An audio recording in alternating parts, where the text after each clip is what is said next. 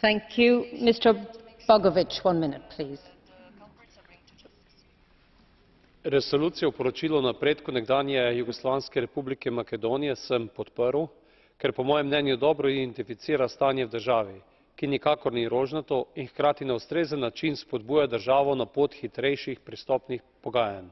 Menim, da je spor z Grčijo o imenu države, ki je že vrsto let ena glavnih ovir za pristopnem procesu države v EU, enostavno rešiti čim prej in ne več vplivati na začetek pogajanj.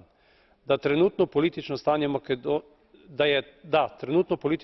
v Makedoniji je izjemno nestabilno, a odlašanje z začetkom pogajanj lahko državo pelje le še v večji kaos.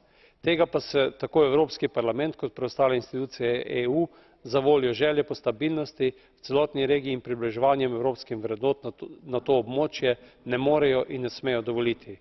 Menim, da mora makedonska politika, tako vlada kot opozicija, nemudoma pričeti z dialogom, ki bo državo rešila trenutne nestabilnosti.